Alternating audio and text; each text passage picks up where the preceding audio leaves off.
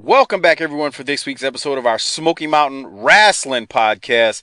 This is Smoky Mountain Wrestling, episode number 74 from June the 26th of 1993. Once again, if you're searching for it on the YouTube channel, you got to search by the date, 6/26/93. It's not numbered by episodes anymore, so hopefully you found it. And we're going to get into this thing this week. We're in the same location in Cumberland, Kentucky. Doc and Harper are with me as usual. Doc, how you doing this morning? Man, let me tell you something. The whole family out there in the other part of the house is sick. If you were listening back, the BTT timeline isn't straight. So on the flagship show a few weeks ago, you and I were on vacation. Well, we're still on vacation, pal. I'm living the high life. But they're all sick out there. So, and they decided to start potty training my daughter this morning, even though they're sick. So, this episode may last 4 or 5 hours because I don't want to go back out there. Bullshit, I got shit to do today. This may be the long. We're gonna break down every hold, every word of every promo. We're gonna get in depth. Where this is gonna be a master class on Smoky Mountain Wrestling, pal. Yeah, okay. We're going to break down every hole while at the top of the show, Dutch Mantell signs says, "Ladies, stop treating me like a sex object." Okay, whatever you say. Harper, how you doing this morning, man? I'm doing great, bro. Ready to roll. I hear that. For the record, I always say this, or I try to say it at the top of every show. We are recording this on December the 29th, 2017. So while it's potentially close to the end of this, January 2018, we're actually recording this a few days before New Year's Day on in 2017, because that's how it works. We do it when we can. By the time this comes out, the Saints will have had some sort of terrible misfortune in the playoffs, and you two will be sad motherfuckers. Yeah, right. Shit happens, bro. I mean, I'd rather take my chances with my team in the playoffs versus not, which is I'll tell you what's about to happen with you. Philly's got everything booked up. So the Cowboys are going to go out there on Sunday, December 31st, and get you a meaningless fucking win and basically, drop you a few slots in the draft. So just so you know, that's what's about to happen to the Dallas Cowboys. Just putting it out there. Anyway, and you know it. We're already doing some advanced scouting on these bowls, pal. We're ready to strike in the draft. All right, well, let's get started since Doc is in denial on the show, although via text message he's bitching at me all the time about meaningless wins and they should just tank it at this point. All right, so let's get in this thing. Like I said, we're in Cumberland, Kentucky still. It's June 26, 1993. So while we're in the middle of winter here in Dallas and New Orleans, well, guess what? In the Smoky Mountains, they are dead in the middle of the summer with June the 26th. And Dutch's signs, like I said, says, "Ladies, stop treating me like a sex object," is what he has written down. Down and Dirty will be White Lightning, Tim Horner, and Tracy Smothers. I know everybody can't wait for that. And the Beat the Champ TV title match will be Bobby Blaze versus the Dirty White Boy. Now, by the time you're hearing this, I'm about to give out a spoiler on NWA Saturday Night. But by the time you hear this, you are about a week or two out of seeing Tim Horner on NWA WCW Saturday Night as well on our flagship show. So I just want to mention that. So we got a double dose of Tim Horner at this stage of the game. Doc, any thoughts from the opening? That's what we need in our lives is more Tim Horner.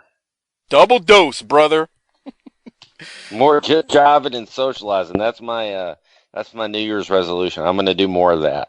Harper, anything from you on the opening? No. All right. Let's get to Jeff Daniels, best wrestler ever.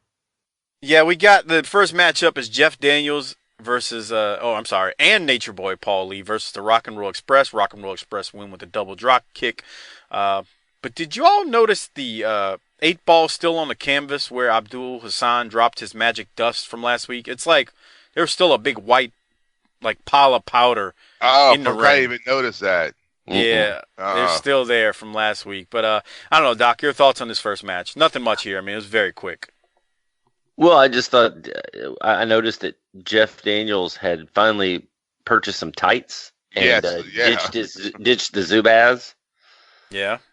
And I just Morton with the reverse Garvin for the pin. So A few weeks back on the mothership show, on the flagship show, Harper was talking about somebody should reach out and tickle Garvin's balls with his tongue. Just a little kiss. Just go. Yeah, maybe. Lay back down. So maybe somebody should do that to Morton's behind. By the time this airs on the flagship show, we would have aired an episode where there's the angle that they shoot Garvin pinning the guy. It is like the right side of the guy's face, and you can the angle is just perfect to where I'm like, now every time I see Garvin sit on a guy, I'm waiting for the dude's head to come up and plant a kiss on Garvin's balls. Is all I'll say. Like, I can't even remember who the guy was he's in there with. It's a real quick match. I think the guy's name was Gary Royal, and it's on the January. I think it's on the January 11th episode of our flagship show. But yeah, nothing much here. Harper, you didn't have anything from this, right? You said? No. All right. So let's go to the promo now. We got the Rock and Roll Express, and they're going to cut a quick promo. Here it is. All right, fans, right here are Smoky Mountain Tag Team Champions, 4 times World Tag Team Champions, Rock and Roll Express, Summer Blast, Rick. Summer Blast is coming up. The big Bruise Brothers are there, and this could be the biggest challenge that you two have ever faced. That's right, Bob. You know, this match right here, we had our eye on the back because we're not going to be ambushed another time. But you know, what I'm proud about is Bullet Bob Armstrong's on his way back, and Jimmy Cornette's got all he can handle. But one thing about it, Bruise Brothers, everybody has a weakness. I don't care who you are. And we're going to find out what that weakness is, because it don't matter how big you are. When you're in that ring on your back, you're no taller than that right there. And when that double drop kick hits you, that's 442 pounds, brother, coming at you live. And I'm telling you, Bruise Brothers, you might have got us one time. You slicked us once, shame on you. Slicked us twice, shame on us. Rock and Roll Express fans, they're ready. And Summer Blast. All right, no catchphrase, so I kind of like that. Yeah, Doc, yeah. what did you have? I mean, Harper, you go first. But he explained how he's going to beat these guys. Yeah. And it just makes him feel more real. Yep. Because I can picture a kid asking him, "How you gonna beat those guys? Those guys are so huge." And this would be the perfect response to it. Everyone's got a weakness. We got to find theirs. Very true. Doc, what about you? I like the line about him being, they're laying on their back, they're not that tall kind of thing. Also, at about 5:30 in here, I think I noticed Gibson just basically mauling his package in his pants. I had the same note. He's adjusting himself for scratching his nuts and balls. I just thought that maybe he didn't quite understand what Summer Blast was, and he thought it was. He thought he was going to get to go shoot some ropes on some rats, if you know what I mean. I saw that. He was doing like a Luger type, adjusting his schlong and his tights. I know exactly what you mean. Yes, Gibson. Okay, so let's keep going because I did catch that. The next match, they take us to the bounty match with Kevin Sullivan versus Tracy Smothers. Here's the thing. So Smothers wins the match as they throw us to it, but Dirty White Boy has interfered, and after Smothers wins, Dirty White Boy and Sullivan start putting the boots to Smothers. Then, out of nowhere, Primetime Brian Lee hits the ring and gets the better of Dirty White Boy and Sullivan. Now, after Sullivan and Dirty White Boy are gone, Smothers puts a chair in the middle of the ring. Primetime Brian Lee puts a chair in the middle of the ring and helps Tracy get to it. And that's when it happens. This is probably one of your major turns in the promotion. Primetime Brian Lee out of nowhere hits Smothers with a clothesline and then puts the cancellation on him and hits him with a knee drop off the top rope. We have the turn. Primetime Brian Lee is now a heel. He hits Smothers, and I'm just going to throw it to Doc now and get his thoughts on this because I guess this is a major turn. Not that I guess. This is a pretty big turn in Smoky Mountain Wrestling. It is, but let's go back to the beginning of that because you just said a mouthful there. think how crazy Kevin Sullivan has to be and chaotic he has to be to still be over, even though that fool never wins a match. So even when he was terrorizing jobbers, he would get DQ'd. I mean, he never. When have you seen Sullivan pin somebody in this promotion? That's true. You got the great Chip Kessler on commentary here. If you don't like Chip, 1995 will be rough for you. I think he is the final play-by-play guy for the promotion. We're going to have to talk about 95 when we get there because it goes. We love Smoky Mountain, but Doc, 95 is late rough. 95 is a little rough. Yeah. I thought Primetime was really good here. Yeah, I did too. Setting up the turn, I thought he did that well. I mean, we knew it was coming, but I thought he did it. Everything he did was good. It was so good, in fact, that girl at ringside in the blue shirt, she had her back to us. Man, she was pissed. She was giving him the what for that shit. And then at about 9:20, man, he went over to the far side ropes and started shaking the ropes up and down before he turned. Man, I thought he was going to rip the whole ropes off the post. You see those ropes just like some loose puss. Wow. Flapping like mud flaps in the wind, if you know what I mean. Okay. Hopper, thoughts on any of this? I was surprised. I mean, were you?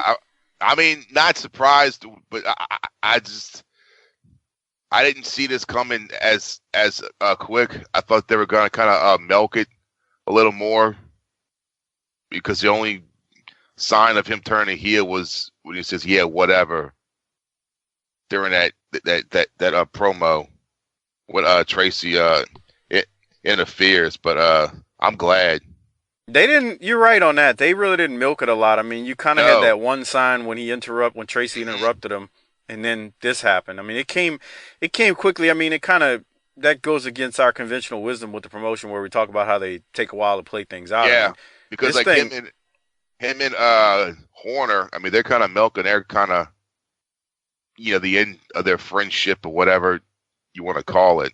But right. Yeah, with Brian Lee, he turned heel within a week.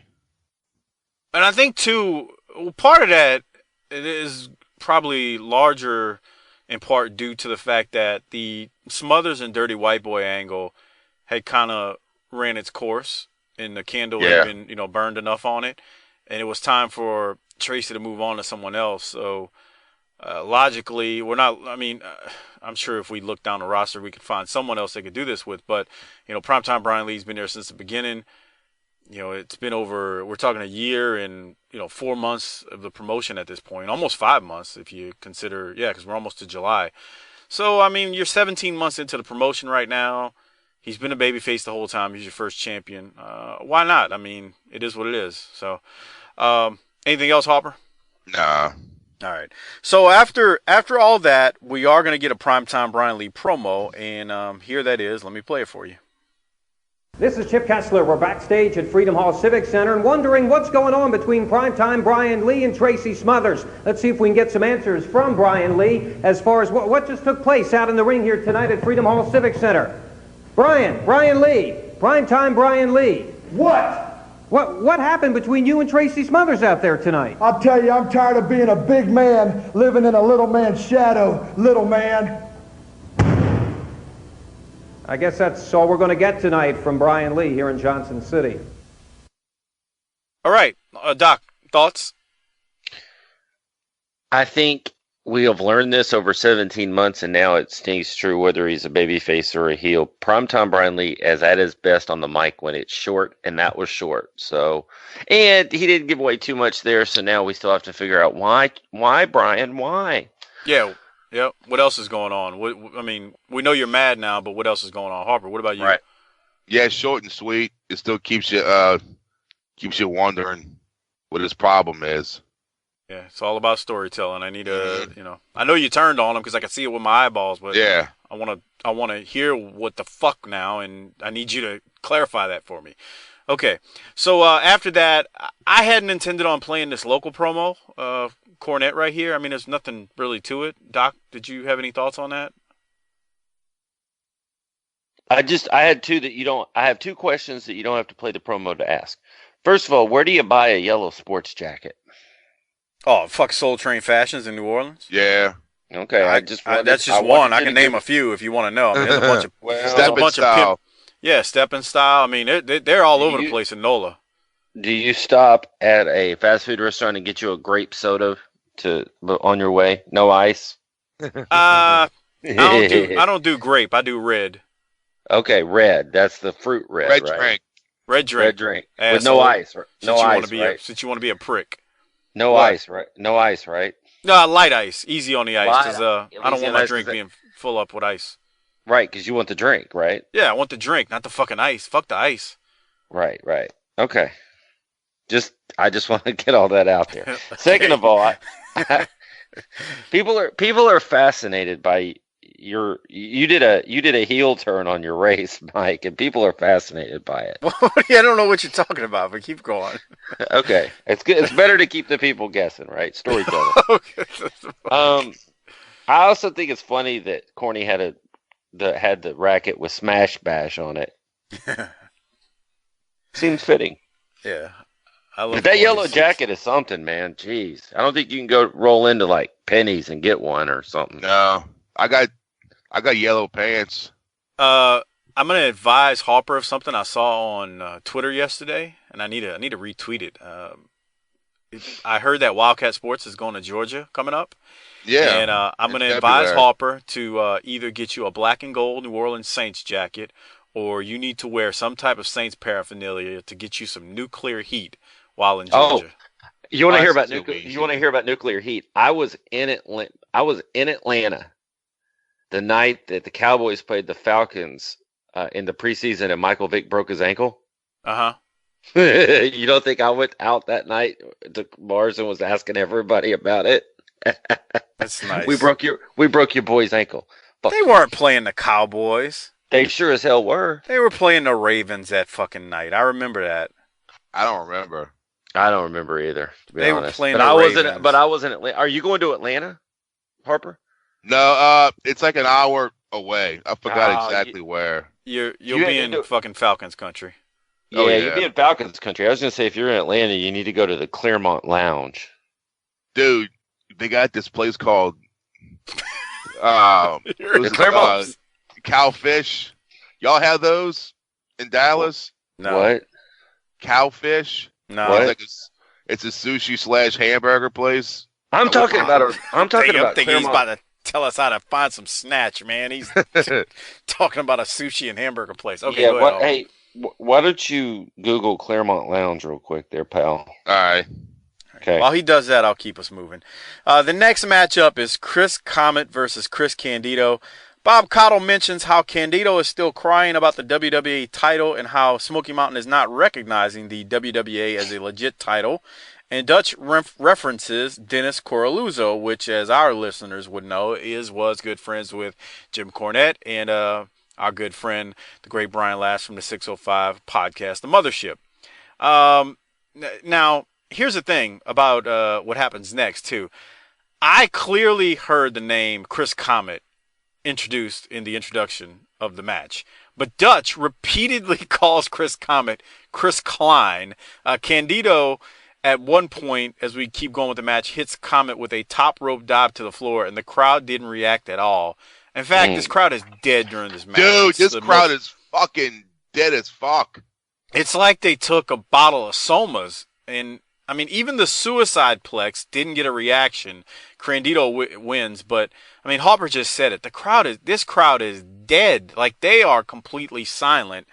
So, I mean, as much as Candido's pulling out all these moves and maybe it's not fitting for the area, it's still like, God damn, these people are just like, they're like zombies out there. But anyway, Harper, what'd you have from the match? The crowd is fucking dead. He does that big suplex, which is something that you never see there, and no one responds. Nothing. Nothing. Just pure silence. Like, Yeah. not a peep. So anyway, Doc, your thoughts on this? I have a lot. Okay. First of all, Comet had been a tag team partner of Candido up in Eastern Championship Wrestling, so these two have a history. Good to know. Good to know. I don't think Comet is helped by the fact that on my phone, which looks far away, he looks like at best a Ricky Morton clone, at worst a Horner clone to me from far off. So I don't think he's helped by having that blonde mullet and being third or fourth in line in the babyface side, right? Yeah, and that goes to a larger point too. If you're wearing a mullet in this promotion, you might want to consider not wearing one because there's too many people of note who have that look already in general. Right. That's my point. And like, do something that's going to make you stand out. It might not be who you think you are, but the fucking mullet mania is just running wild. We don't even talk about it anymore because it's so normal in Smoky Mountain. But if you remember the early episodes we did, Doc, we were like, oh, here comes another motherfucker with a mullet. Oh, here comes another fucking mullet. Here's another. I mean, everybody had a fucking mullet. So yeah, I agree. You're on with that. Because the problem I had with that is this is a good match in my opinion, and I don't give a shit if the people in the crowd liked it or not. I enjoyed it. I know it's more important for the paying customers to be happy than to me at this point, but still, I thought Candido looked a little green here, but you can see the potential. He jumps off the screen here with his potential. I always love the superplex, man. That's a great move. It's a hell of a move. It's a great yes. It's a great visual. Because you're coming from so high, and that impact to the ring makes a big noise. It's a real impactful move. I wonder.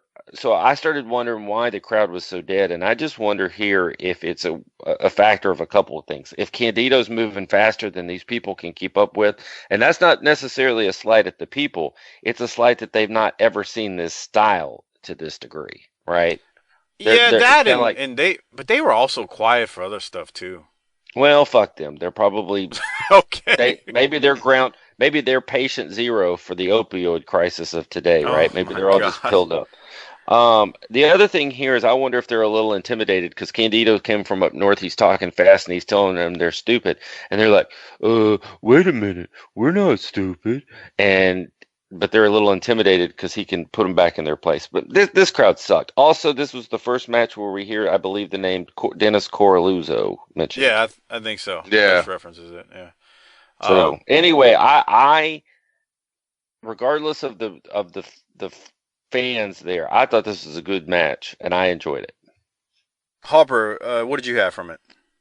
It wasn't a bad match. It's just it fucking irritated me that during this whole shit, the crowd was dead, and it seems to feel like this episode and the next episode they're fucking dead as fuck.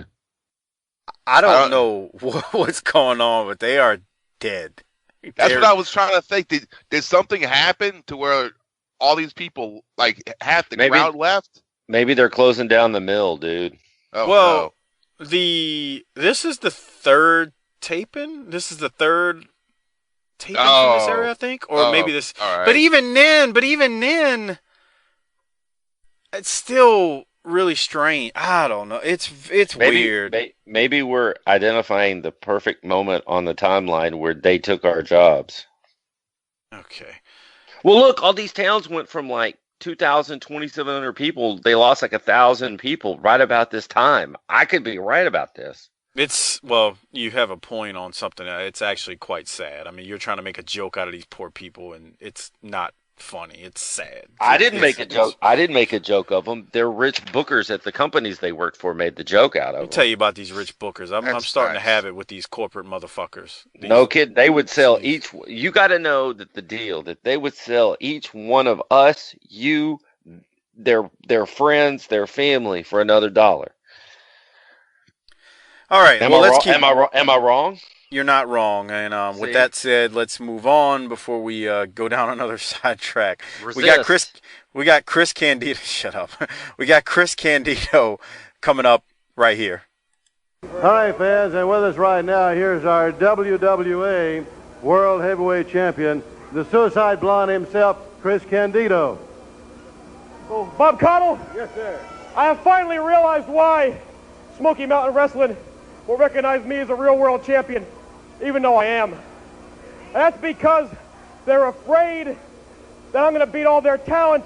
They're going to have nobody left here at Smoky Mountain Wrestling. See, wrestling here is like a cakewalk, you know? I'm just having fun. I was thinking about leaving because I hate the South and I hate you bunch of rednecks. But it's an easy time of it. So you like taking their money? Oh, I like taking, they don't have any money, number one. I use food stamps. It's not like New Jersey, the mecca of professional wrestling. But hey, it's easy. Maybe I'll stay a while. And if that recognizes me as a real world champion, my personal friend, WWA President Dennis Carluzzo, is going to look into that. All right, fans, I tell you, you've seen him in action. As we say, he has some tremendous moves in the ring. WWA World Champion, the Suicide Blonde, Chris Candido. Don't go away. We're going to have more action. But first, let's hear this word. I'm just going to throw this out there before I throw it to either one of you all. I like when Cotto says, you're going to take these people's money, and Candido says, yeah, well, not, because these people don't have any money. I thought that was a great response from Candido that I don't think was scripted at all. I think it was just a reaction, and I think that's what makes promos great, when you can actually react organically. And that's what I had from it. Harper, do you have anything? Yeah, that was great because you could tell he was about to say something like, "Yeah, I'll take that money." Then he realized, "Oh, wait, I could add something to this." I thought it was perfect. Like it was just, it was like, I don't think it could have got any better at that point. Doc, thoughts from you? I thought this was a really good promo from him, and I think, I think maybe 3-4 weeks ago, I said for some reason that I can't explain, and I'm not sure of, he reminds me of a New Jersey version of Tully Blanchard. That promo reminded me of a Yankee Blanchard to me. I don't know. It's good. I liked it. Yeah, I like Chris. An irritant. He's a irritant. He's going to be sticking his finger in your side. He's here to piss you off, and he's good at it. So we'll keep going. I agree. We'll see what happens with Candido. I mean, he's definitely here now, and we're going to see where this leads. And I'm glad he's in the promotion to do some stuff. They give us a summer. Well, what? Can you play the Summer Blast? Oh Jesus! What do I need to play from it? With that song, Yeah, buddy. With Ramblin' Man. Come on, that's not Ramblin' Man. But What is it? Even that clue right there won't help Mike. No, Mike, I'm not playing it. Do you know who sang the song? Who No. plays the song? That'd be the Allman Brothers Band, Yeah. pal. Oh, actually, now that you say that okay. Okay, the other thing is, did you notice in there that fucking Kanemaru's coming back? Yeah, I did, but well, I won't say anything else. You know what? Man, I don't want to spoil nothing. Well, my note here is if I was Kanemaru and I was coming back to get Sullivan, I might want to bring an axe or something. They build it as an not. It's going to be in two places. That's the thing. Knoxville and Johnson City only. Because Summer Blast is over more than just 2 days. International grudge match: Kevin Sullivan versus Kanemaru. Harper, what were you about to say? They're playing this nice happy music, and then you see fucking Bob Armstrong on the fucking stretcher with the neck brace. It's like that. Yeah. I thought the same thing. Dude. I was that like, was what? Awesome. That was great. Yeah, they the only thing that would have made it worse is if they'd have showed Kanemaru getting filleted. Yeah, they did. Oh, that's true. But yes, they showed his face just spiderwebbed with blood. That's true. They did show that. He was busted open real good with this happy music playing. Okay, so Summer Blast is coming. We'll keep our eye on what happens there. And then, like I said, after that, they throw us to Down and Dirty. Now, before Dutch interviews Horner and Smothers, there's the recap of the Coward Waves the Flag match with Horner waving the flag, beating up Don Wright. They show when Smothers had powder thrown in his eyes, and Smothers and Horner start fighting because Tracy can't see. And then we're going to play now the interview with the two of them. It's they're at a table. Dutch is in the middle. The Smoky Mountain Wrestling heavyweight title is in front of Dutch, with Smothers to the right and Horner to the left, and here it is. Well, fans, you saw it. You can draw your own conclusion, but right now, Tracy, I want to direct my attention to you. Of course, you're having a lot of problems with the co-wrestlers here in Smoky Mountain Wrestling and your friends, and I'm sure you're being the noble individual that you are. You don't blame Tim Horner for almost costing you the Smoky Mountain heavyweight belt. Heavyweight belt. When Don Wright came around, everybody saw that. And when I'm sure you don't blame Tracy for sort of knocking you on your. No, wait a minute. Your hometown of Morristown, everybody Tennessee. saw what happened. I had powder in my eyes. I couldn't see who I was hitting. There was guys coming at me from all sides, man. Well, anyway, regardless of whatever happened, guys, July the 2nd is a big night in both of your lives.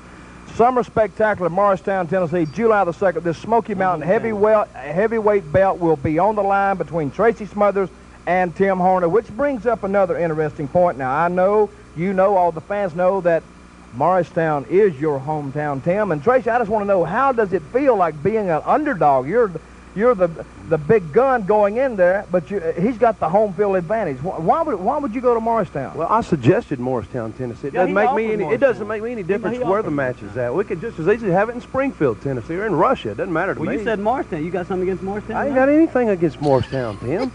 Nothing at all. That's a great town. I love Morristown. What's wrong with Morristown? Now you want to go to Springfield?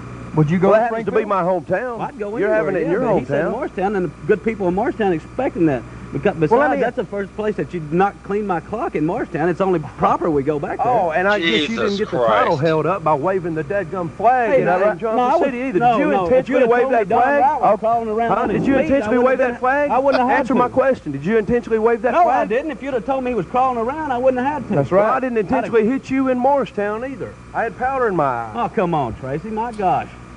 Okay, fans, that's what we got going. Well, you think July, doesn't make me any. Let's wrap this up. July the 2nd, Morristown, Tennessee. We'll be back. We'll be back in 2 minutes. I've never wished for a Nikita Koloff promo more. Well, who was getting on your nerves right there? Everybody. Yeah. Okay. Except for Dutch. You mad at Tracy right there? Dude, my exact notes were, my favorite thing in this shot is that desk. And Smothers should flip the desk over and whip Horner's ass and fuck this angle. Okay. Damn, Doc. I hate this angle, dude. It's bringing Tracy down. Well, I mean, the good part is it doesn't go anywhere and it's over soon. Yeah, it's we're not. Spoiler alert. Yeah. What? So, Hopper, anything from you? This reminded me of just like of two rednecks like fighting over like the last beer or something. Like who drank the last beer? You Bumble fucking their way through a damn. Jesus, I hate this shit. It was almost like a bad episode of like a shitty talk show, you know, like Jerry Springer or something. When he says "dag gum," I'm like, wow. Who says that? We have it in Morristown, Tracy. We're gonna do this in Morristown. I don't do care it where in we have the Springfield. match. Let's go to Morristown. We can get a whole bunch of shit printed up. There's 18 print shops there. I got my fax machine there. We gotta have it there. The fax machine will be plugged in during the match, Tracy. Yeah, go fax machine. Loser gets the fax. No, winner takes home the fax, Tracy. The fax machine's right here. We'll even have it plugged in during the match. We'll even press the power button to make sure it's working during the match. This allows you to do international business, Tracy. That's right.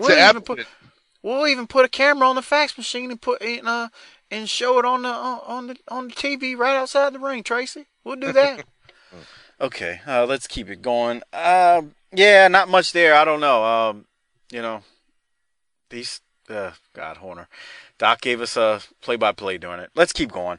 Next up is after that debacle, we do have an interview with Tammy Fytch. First, they show a recap of Tracy Smothers sending Tammy packing last week. Then we lead into Tammy's promo, and here it is. Well, you got a chance to see it again, and of course, I don't think I've ever seen anybody any more irate than you were after that happened to you last week. You know, some of my girlfriends and I thought it would be fun to bring a cute little southern boy like Tracy Smothers home and bring him around to some sorority parties, show him off a little bit, but now I realize that to take him anywhere would just be a complete embarrassment. But now I'm concentrating on business. I have just signed a man to a contract who will get even with Tracy Smothers. I'm not going to tell you his name just yet. I was going to say, please, who is it? No, I'm not going to tell you his name just yet. Let's just call him the Bounty Hunter, okay? We will collect this $20,000 bounty and put Tracy Smothers out of wrestling forever. And I don't really care about the $20,000 because that won't even pay a tuition at school. So all I have to say is that we will get even because no one gets away with insulting me. And Tracy Smothers, you've made the biggest mistake of your life. All right, fans, you've heard it right there. She says that she has signed someone. Hopefully, we're going to find out who soon. Right now, let's go to the ring. Harper, thoughts? My first thing written down is, like, these people know what tuition is. You know, I mean, what the fuck do they know about going to college? Oh, shit. I mean, seriously. Somebody's gonna get pissed. Besides watching fucking Tennessee, play against Alabama or something. Damn, Harper. What? Am I lying? I can already see the emails and tweets. People complain. I got a college degree. I'm from Tennessee. We're not saying everybody, okay? If it doesn't pertain to you. And let me remind everyone, I come from one of the most uneducated states in the nation. Thank you very much. I'll claim that. Texas. There we go. There's a disclaimer. Louisiana is a shit show. Damn. All right. What? Okay, Harper. Anything else? She's come a long way. She's coming along. I will say that. Yeah, she is. Doc, thoughts? I just noticed here, because the previous segment got me hot, that Tracy's in 3 feuds, dude. He's got Dirty White Boy, Horner, and Sonny. No, the Dirty White Boy stuff is winding down, though. He's still out. He's still in it, pal. Not to me, not from what I remember. I thought it, pretty much was almost over at this point. Oh. I could be wrong, but that's what I thought. Okay. Hey, Doc, any other thoughts? No. She is getting better, though. Yeah. She is getting better. She definitely is. The next match after Tammy's promo is the Heavenly Bodies with Jim Cornette versus Larry Santo and Robbie Eagle. It's about a 3-minute match that the Heavenly Bodies win. Jimmy Del Rey throws some serious stiff super kicks as we work towards the end of the match. Del Rey hits a top rope leg drop at the end and gives Eagle a face full of ass when he pins him. Heavenly Bodies win, obviously. Doc, thoughts on the match? I thought Del Rey looked more confident here than he has before, and I thought the Heavenly Bodies had better chemistry here than they had in their first couple of matches. Del Rey, is that a shirt or a singlet? Del Rey's in. I can't tell, to be honest. I just think it's funny that he's touting himself as a gigolo, but he's not showing off all the goods. That's true, huh? Well, it doesn't really matter because he gives you the wiggle, the jiggle, and the whole caboodle at the end of every episode. I would think as a gigolo and as creepy as he is, he'd want to be in the smallest Speedo possible to be out there wrestling. That would be awesome if he went out there with a thong-type Speedo and wrestled in that bullshit. Right. God damn, pal. I think that would get more nuclear heat from the crowd than being from New Jersey. Probably. Okay. Anything else from this match, y'all? No. So after that, we've got a Bullet Bob promo, which is followed by the Heavenly Bodies, Cornette, and the Bruise Brothers. I am going to play it. This is a relatively long promo, but let's listen to what Bullet Bob's got to say, along with Cornette and the Heavenly Bodies. Hey fans, right here we are with Jim Cornette, the Heavenly Bodies, the Bruise Brothers. We're going to be wait a minute. We're going to talk to you in just a moment. But first, we got a word. We got a word from Bullet Bob Armstrong. I want you to see and I want you to hear this from the Bullet. Fans, watch it right here. Fine. I feel so good, Cornette, because next weekend I'll be sitting at ringside with my boys, and my letter from my doctor came today and said on July the 8th for the big Summer Blast tour, incidentally your farewell tour, I'll be able to get back into the ring. Hallelujah. I feel so good. It'll be me and my sons in a 6-man tag with you and your heavenly bodies. But when this match is over, your heavenly bodies may not be headed that way. They may be going the other way. But one thing's be sure, Cornette, Armstrong's army is on the move. We're digging in, brother, and coming straight for you, and I'd crawl through a mile of barbed wire just to have 30 seconds with you and my sons feel the same way. So Summer Blast, get ready. If you make it past this weekend, brother, you're in for a heck of a ride. And I intend to be the man to give it to you. All right. Okay, I stopped it there because that's the end of Bullet Bob. Now, they go right into Cornette and Heavenly Bodies, but I wanted to get, Doc, your thoughts at first on Bullet Bob before we continue. Who knew Bullet was an art collector? The absurdity of these promos in the house and the backdrops on next week is even better. I have some words on next week's promo too. So I just It's a different one every week too. Right. Which is he's roaming around the house. He must be stir crazy from being confined to his home to convalesce. Yeah, I mean he's been in front of a old wooden fence. He's been in front of a deer head, a brick wall. He's been in front of everything at this point. Hopper, anything you had from the promo there? I want to see him taking a crap on the next one. Because old men like that would do shit. Hey, come in here. Come here, boss. You're shitting. Bruh, my grandfather. Everybody shits. Get in here. My grandfather would shit with the fucking door open. And you in there. He didn't give two shit. Bruh, he would shit. In their house, the fucking kitchen and the bathroom were connected. Like, not connected, but the door to the bathroom was right next to the kitchen. And he would fucking walk in there. He didn't fucking close the door. He didn't give two shits. Literally. Okay, let's keep going. So after that, we got the Heavenly Bodies, and the Bruce Brothers are out there with Cornette. Here it is. Hey, Jim, Bullet Bob next week. He's going to be right back here at Smoky Mountain Wrestling. Let me just say one thing right now. I've got a present for Bullet Bob Armstrong. I'm going to get him a big industrial strength bottle of Geritol that maybe will get that old 85-year-old heart started one more time so he can come to the ring and he can have a war. Armstrong's Army, brother. Well, I got news for you. By the time we get finished with Armstrong's Army, they ain't going to look like General Patton's men. They're going to look like Jerry's kids. And I'm going to tell you something else. You see this beef right back here? Oh, yeah. Oh, yeah. I've talked about twin sons of different mothers, but in this case, they're twin sons of the same mother, and she died when she gave birth to them because it was just that rough. They were 32 pounds apiece when they were born. They're 310 now. They're 6 feet 8. They're mean and evil. They will take a living thing and they'll bite its neck and they'll spit that flesh out. Oh, yeah. And Rock and Roll Express, that's what you got in your future, brother. The Bruise Brothers, the most intimidating, physically dominating tag team on the face of the planet, and they're under contract to me. They don't care about the tag team belts. All they want is to win them, bring them to me, and get paid. And they're going to get paid real well, and they're going to go back, and they're going to buy them a little mansion up there in Sturgis, South Dakota, where they come from. And then, Armstrong boys, the Heavenly Bodies are in your future. Because you want a war, you talk about Armstrong's Army. Well, just like we got the big Sherman tanks, we got the secret agents because they do their best work undercover, if you know what I'm saying.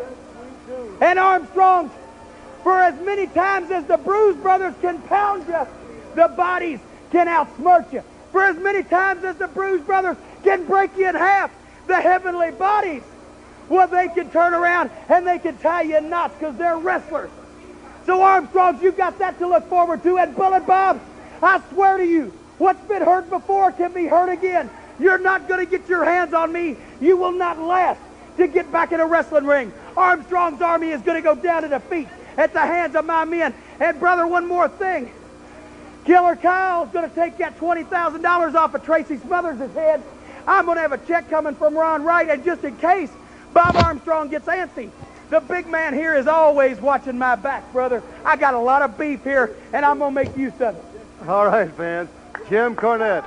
All right, there's pretty much a lot there, but Doc, your thoughts? I'd been missing Kyle for a while, so I'm glad to see him back in the Big Bubba role. Yeah. Del Rey. Del Rey's funny. It's ridiculous. Him and Tom. Yeah, buddy. Him and Tom having heart attacks pop me. I like the line, and I don't know why this one stood out to me because there's a lot going on here and it's all good, but I like the line where he said the Bruise Brothers don't even care about the belts. They just want to beat you up. That's always like, shit. We're conditioned to believe that the belts are the most important thing, and they don't even care about that. They must be crazy. And this is probably for Harper more than you, is it just me or does Del Rey look like a cracked out Ralph Malph? Who? Wow. Ralph Malph? Yeah. From fucking Happy Days. Yeah. Oh. Bro, I ain't watched Happy Days in so long. Well, People still watch Happy Days? Well, no, but I would assume you're over watching Good Times, so don't worry about it. Temporary layoff, Good Times. Good Times is a good show, bro. Don't make fun of Good Times. I didn't say it wasn't. Okay. I prefer the Jeffersons, but that's just me. That's a good show, too. That was a real good show. The Jeffersons... the Jeffersons were some good shit. The Jeffersons were funny. Okay. Yeah... I like Killer Kyle being back. I agree, and I love the line about there were 32 pounds each at birth, the Harris twins. Here's the other thing too. Doc mentioned it. They mention how they don't care about the belts; they're just here to beat people up. That's kind of a teaser in a way, and I'm just gonna leave it at that. Just remember that when something happens in a few weeks. Doc Harper, did you have anything from it? I love the Jerry Kids line. Yeah. Another example of something that can't happen today. Nope. Not at all. Yeah, not at all. All right. Anything else, Hopper? So after that, there's a lot there that doesn't actually play out in this episode, but I'm telling you, make note of the line where he talks about they don't care about winning belts; they're just there to beat people up. Just remember that because there's something that happens related to that. Kevin Sullivan is up next, and I'm going to play the promo. It's a quick one, but he's got a message from the Orient or wherever he's at in Japan right now. For our Beat the Champ match, let's hear these words from Kevin Sullivan about his match at Summer Blast. Here I am in the land of the rising sun, looking for Kenny Mora. The last time, Kenny Mora, I whittled the state of Tennessee. They say that you're coming to Smoky Mountain Wrestling for Summer Blast?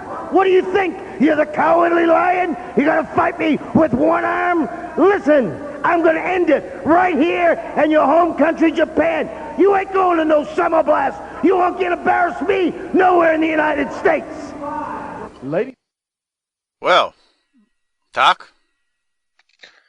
I'd be scared if I was Kanemaru. I'm scared for Kanemaru. Yeah. He already I'm butchered nervous. you. Shit. I'm nervous. Yeah. Hopper, thoughts? Did we get to see this match? No, huh? I don't want to give that answer right now. Well, what the Because we're going to find out something. This is we're free find TV, out something. Harper. You got to buy a ticket. Fuck. Well, not just that, and that's all I'll say. All keep right. you coming back. Keep you coming back. I'll keep you watching. Yeah, not just yet, and that's all I'll say. All right. All right. So, but I love the fact that Sullivan mentions slicing poor Kanemaru's arm open. I mean, he basically says he carved the state of Tennessee into his arm, and then says "fuck Summer Blast." I'm in it right here. Good God, Master. God damn, devil. All right. So after Sullivan, we go into the next match. It's Bobby Blaze versus the Dirty White Boy. They gave Bobby and Dirty White Boy nearly 8 minutes for this main event. I would guess that's showing some faith in Bobby's ability as a newcomer. We got a Dutchism also in the match. When Dutch says, if a man and a woman gets a divorce in the Smoky Mountain, does that mean they're still brother and sister? I'll pop with that. y'all want to hear it? I've actually got it queued up. If you want to play it, shit. Here Sounds it like is. you want to. The mat, he hit the back of his neck on the mat, and that really stunned him right there. We're back here in the middle of the Smoky Mountains. People, if you tuned in late so far back, you got a pipe sunlight in here. And you know, Bob, what really worries me about the Smoky Mountain, let me ask you something, Bob. You may know the answer. If a man and woman get a divorce in the Smoky Mountain area, does that mean they're still like brother and sister? Does that still work like that? No, what are you talking about? I heard a lot about the Smoky Mountain area. No. All right, here's White Boy. Bob Cottle. Bob wasn't ready for that one. Bob was like, what? No. Wait, what? No. He got Bob. And then Bob quickly is like, all right, let's get back to the match. All right, so while we're talking about getting back to it, let's get back to it. The Dirty White Boy missed a headbutt off the top rope. Bobby then falls back and lays on Dirty White Boy and wins unexpectedly. New Smoky Mountain Wrestling beat the TV champion. After the match, Dirty White Boy lays into Bobby because that's how you do it in the old school. Bobby then gets destroyed, busted open. Bobby's DDT'd on the chain by the Dirty White Boy, not once but twice. Dirty White Boy rips Bobby's check up and stuffs it in Bobby's mouth. Hopefully there was no ball sweat on this one, a la Buddy Landell back in the day and on Tim Horner. Harper, your thoughts first on the finish of the match. I like this because you see stuff like this now and you know the guy's going to just kick out. And I like this finish. It was... came out of nowhere, which I thought was good, surprising. It came out of nowhere and it made sense. And I love how he kicks out at like 3.5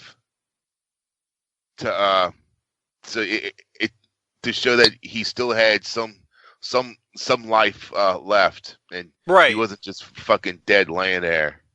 Yeah. Yep. Doc, thoughts?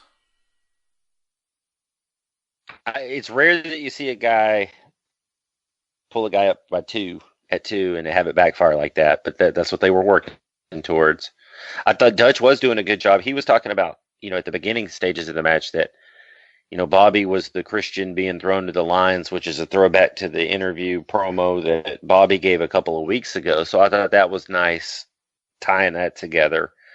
Can I do after the match yet? Yeah, go ahead. I was worried for Bobby there because Dirty White Boy likes to hang motherfuckers. So I was worried Bobby was going to get lynched in that ring, pal. And Bobby got busted open. He understands that red means green, and he has a belt, or without the belt. Right. He's got a title, right? He's more importantly than that. He's got the money. Yeah, he got the money. That's true. And in Ashland, Kentucky, $1,000 probably means you're the richest person there. Yeah. Oh, come on, Doc. What? Seriously? Do you have to always be an asshole? I'm just saying that's the kind of thing that could really get you down to that brothel in Ashland and make some things happen. Can you imagine? Remember the brothel story with Bobby a while back? Oh. Okay. Hold swingers on. Club. It's a swingers club. Yeah. Yeah. So I had But just imagine what a whore, what a prostitute in Ashland, Kentucky would do for $1,000. God. I'm pretty sure you could cut them open, take out all their insides, and crawl inside of them and treat them like a human snuggie. You're a fucking idiot. That's disgusting. You can wear like a prostitute. I want to wear you like a coat. Okay. Can I see the money first? I think Harper just said you can wear them like a poncho. Yeah. You get inside of them like Luke Skywalker getting in the front on it. And I thought they smelled bad from the outside. We're having fun. We're having fun, and Mike isn't really following. No, I've got something from Bobby. So after I watched this, I contacted Bobby and I had him send me something. So I had a question for him. I was like, hey, we're about to get to the point where you win the title. Can you send me a short write-up about that night? So here's what Bobby said. Mike, here's just a few bullet points that I can recall. I had been doing house shows on a regular basis for Smoky Mountain at this point. and he was also on TV, obviously, a couple times. Jim had spoken to me, Jim Cornette that is, had spoken to me about being a babyface and my experience in doing so. I had been a heel everywhere else, as most of my work at that point had been overseas in Canada. I told him I could and would be willing to do whatever he may have in mind for me. I didn't know that I would be going over on Tony, Dirty White Boy, until the night of the TV taping. I knew this was good and also a big thing. There's a difference in just wanting or having a job there in Smoky Mountain. So now I was getting into a regular program, and that would mean even more bookings, as a TV exposure would keep me busy on most of the next 4 to 6 weeks of TV and house shows to follow the shows. I'm not sure Tony was totally on board right away, but I do know he was willing to do business and was completely professional about the match we did for TV, as well as all the house shows that followed. Bobby went on to say, we didn't call anything prior to the match. The only thing I can recall knowing was the finish. I think I had went over it with Mark Curtis after Jim Cornette spoke to me and Tony about it earlier in the day. Once we got in the ring, I think the only thing Tony said in the ring was he asked me if I knew the finish on our lockup. So like when they went to lock up, that's the only thing Tony asked him. I, of course, said yes. He called everything in the ring on the fly. I don't think I said anything except thank you as I fell back on him in the finish. After the pin, when he DDT'd me on the chain, he worked really well. He worked really good protecting me and made sure I was all right. I really wasn't sure what was going to happen next, but I knew that I was going to be there for a while at that point. As I mentioned, that I now knew I had somewhat of a position on each card. After that, depending on what towns we were in, I would go over on someone that Jim Cornette would bring in, or if I worked with Tony, I would put him over on the house shows. Then we started the program that airs on TV, and that will be coming up over the next few weeks on the Beat the Champ Talent Challenge things. He says, I only had to pin him once to win, but he could beat and pin me as many times as he could during our matches, so long as I didn't quit. So more to come. So that's just a little note from Bobby that he sent me basically about that night, which I thought was pretty cool. You know, you think back to how it is. Everything's so different nowadays. Literally, all they knew was the finish. They didn't call anything else, just the finish, which is pretty amazing when you think about it compared to how everything is completely scripted now, and so on and so forth. So, Doc, thoughts on anything Bobby said, or Harper, thoughts on anything Bobby had to say there? I think it more than... For a guy like Bobby, I would assume, and I think that's what he's saying there, is more important than winning the belt was the fact that they thought enough of you to include you in the ongoing plans, and that's more job security. So this is a big moment for the young man. Here's what I liked, and Harper can add on. I want you to add on to this too. So did you hear the part where Bobby said, the only thing important was that I won? Tony beat him on the house shows, which weren't televised. Right. But Bobby won on TV. So basically what they did was they put the babyface over on TV. Bobby, looks like the champ, although he got beat to shit afterwards.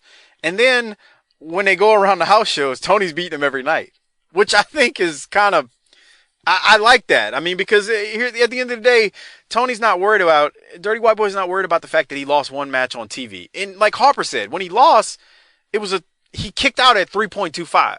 Yeah. So I don't know. I just thought that was good. Harper, any other thoughts on the match or what Bobby had to say?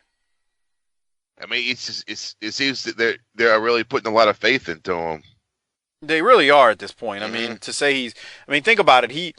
I don't know anybody else I know there's no one else at this point who went straight from jobber enhancement talent to within a month beat the champ, TV title champion. Yeah, because it seemed like they were kind of hitting at it with the hell was his name? Reno Riggins. Right. And then he kind of disappeared. And it seemed like Bobby, right. And now it's they teased that with Bobby, but they're really doing it. Yeah. Well, Yep. Doc, any other thoughts before we move on? No, sir. All right. Bobby, thank you again for sending me that. I appreciate it. And I'm sure we'll be in touch more as things develop on Smoky Mountain and whatnot. After that match, though, they take us to there's a local promo, but I'm going to skip that. They take us to because Tracy throws out his line, ladies from 8 to 80, blind or cripple, Tracy's ready to bang you. I'm not joking. That's what he says in a promo. We love you, Tracy. After that, though, is a Dirty White Boy and Ron Wright promo, and let's give a listen to what they have to say. Now, remember, Dirty White Boy just beat the shit out of Bobby Blaze in the middle of the ring. Here we go. All right, fans, we're here now, of course, with the legendary Ron Wright. Did you see that? I saw it. Did you take a good look at that? I saw that damn referee gave me a 2 count and said it was a 3. My shoulder was up. There's no way on the face of God's green earth that worthless piece of garbage can even carry my wrestling bag. And now they're saying that he beat me. It's a bunch of crock. You know it. Everybody that's seen it knows my shoulder was up. But let me tell you something, Bobby Blaze. Do you realize what you're dealing with? I don't think so, boy. Now, I don't know if you're even still alive, if you can walk, if you can crawl, but let me tell you something, punk. I ever catch you around a wrestling ring again, I swear to God, I'll stick this chain straight down your stinking throat because you're nothing happening individual. You're nothing happening that will never be. Bobby Blaze, if you can hear me, or if they tape this and they show it back to you, do yourself a big favor, punk. Get out of the wrestling profession, because if I ever see you again, it's going to be my pleasure. Fans, the Dirty White Boy, and he is really upset. That's going to do it for this week. We'll see you next week, and until then, so long for now. Ron Wright is fanning himself with his Yankees hat and having a fucking heart attack right in front of our eyes. As we go off, Harper, thoughts on the promo right there? He's pissed, man. Yeah, How could someone like Bobby Blaze beat him? What the fuck? That nothing happening, no good individual. Yeah. Doc, thoughts? I just said it. He's mad. I'm worried about Ron. Ron is rubbing and clutching his chest the whole time. He's taking deep breaths, and then he throws it in the warp drive when he took the hat off and is fanning himself. Because, you know, back in the day when there was no AC or the summertime and you're out at a picnic or something and or at barbecue and everybody's out there got their fan out, or the old ladies in church. I don't know about y'all, but, you know, I went to churches that didn't have air conditioning, and the old ladies are in there fanning themselves because they're about to pass out while they're worshiping the Lord. Ron is out there fanning himself because he's about to have a heart attack and he's clutching his chest. I thought that was good, and Dirty White Boy is really, really pissed off. So good stuff right there. Doc, anything else? Mm-mm. All right. Well, we need to do some disability checks. I do want to remind everyone, please consider becoming a patron. It's tinyurl.com/BTT patron. It's a great way to support the show on an ongoing basis. Get access to the patron-only shows, access to being able to cut a promo on the episodes, or just join me at the end of an episode to tell us what you love about Smoky Mountain, what you love about Crockett Promotions, or anything else that you love or hate about wrestling today. So, again, it's tinyurl.com/BTT patron. Also want to remind everyone, I know the holidays are over. They've been over for over a month now, but hey, consider using our Amazon referral link. It's tinyurl.com/BTT Amazon. It's another great way to support the show. You're not spending anything extra.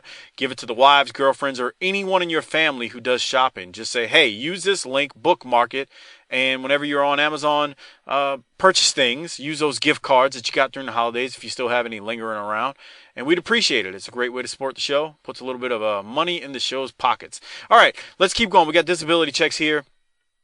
This is a rough episode for me. It wasn't bad. It wasn't great. I said it either last week or week before. I feel like we're on a roller coaster and we're reloading right now before we go back up the hill. I'm going to do 7.5 on this. I just really feel like it's not bad, but I'm scarred by the facts that Doc always says, which is once you see later on and you think about what's still out there, it's hard to really rate it any higher than that. So I'm going 7.5. Doc, what are you doing? 7.5 for you said? Yeah. That's too high, buddy. Okay, keep going. 7.4. You asshole. Harper, what about you? I guess about a 7. It's fucking doable, but it's just The problem with Smoky Mountain, and we say it all the time, is you start comparing it to the things that you've seen, and you're like, yeah, fuck, I can't like make this out more than what it is because there's so much out there that's just ridiculous. I mean, we think back to some of the highlights we've seen. It's like, shit, the stuff that we've given a 9.5 and 10 to, and you look at this and you're like, well, I got to give it a, 7 point. Which 7.5 is still good. I mean, I don't want to make that sound bad. I mean, we've had some ratings of much lower than that. Know what I'm saying? Yeah. So, all right. And then we're talking about, we do need to do government cheese as well. So, Doc, you go first. Oh, as much as this pains me to do, I guess we'll not only give the man $1,000 and a human Snuggie, but we'll give him the cheese too. How about Bobby Blaze winning his first championship gold without the gold? Bobby Blaze. Wow. Mr. Smedley. Mr. Smedley. Bobby Blaze gets the government cheese award, named by Shard Johnson. I think I got to go with Bobby too. I think I got to go with Bobby here. I mean, he won the gold. Good performance. I thought about Candido just simply based on that one line, just as of note. So I'm going to go with Bobby as well. Harper, you? I'll give it to Bobby for fucking shocking the world. Yeah. Who gets the Tim Horner award? Tim Horner. Yeah. Tim Horner gets the Tim Horner award. At Thin Man Within, thank you for the Tim Horner award. Yes, we appreciate that. All right, y'all. Well, that's almost going to wrap things up, man. I do need to tell everyone, we need some more 5-star reviews. I've noticed a few more have come in recently, and I appreciate everyone who's given us some 5-star reviews on iTunes. If you're listening stop being nice. Throw us a 5-star review. Stop being nice. Let me tell you something. If you listen to this show and you haven't given us a 5-star review, you're stealing. Yeah. Why? How are they stealing if it's a free show? That's the point. The least you could do, and it's free, is to help us out. But you won't even do that. Thanks. Okay, Doc. That was a poor attempt at a promo. Just putting that. I'm not trying to cut a promo. I'm trying to get 5-star reviews, and I'm tired of it. Okay. I shouldn't have to do this. I should. By the time you start begging at the end, I should be mentally shut down and moving on with my day and just tuning you out. But our lack of 5-star reviews is really starting to get on my nerves. Well, we're almost going to get out of here. I do need to shout out the Hall of Fame patrons just real quick. At Dan N. EIWLS RE Miller 39, at Justin _Andretti, at JShiny21, at Natural Hacksaw, at Thin Man Within, Slider 91 US, at Shep Daddy 32, at USC 49ers Dodgers, at Gerald Green III, at T-Hog 94, at SV Pageant, at Martin Howell 71, at Tim Orechi, Coleman 822. God Bold Unreal, and at Unconvinced Ray. Thanks for being Hall of Famers. We appreciate it. Again, to become a patron, it's tinyurl.com/BTT patron. And I want to thank everyone at the Wrestling Podcast About Nothing. No spoiler here, but the Kingpin Brian Malonis is coming up on some Ring of Honor TVs. It may have already aired at this point, now that I'm saying that. So my friends Malonis and Crockett over at the WPAN, go check out their recent interview with Warbeard Hansen. I think it was on Christmas Day to the drop. Really some good stuff there. Maybe we'll know more about what's going on with Hansen and Ray Rowe as this airs, but as of this time, it's up in the air where they may end up, so who knows. But again, search WPAN wherever you get your podcast from and check them out weekly. I think that's all I got. Follow us on Twitter at BTT_podcast. I'm at Mike504 Saints. Hardbody Hopper is at CJH Houdat. Go check out Wildcat Sports in Georgia coming up. I'll retweet it out. It should be on the Twitter page if you haven't seen it yet. Trying to think. Facebook is facebook.com/bookintheterritory. Last thing, buy some t-shirts, please. We got the Corporate Wrestling Sucks t-shirt. The link should be in the show description, so it's all there. The Pro Wrestling Tees link is in the show description, and we'd appreciate it. I'm still waiting as of this moment for the Hardbody Hopper t-shirt design to put up on the store, and the Doc Turner one is almost done as of this recording, so we will get it up as soon as we can, as soon as I get it. Doc, anything else before we get out of here?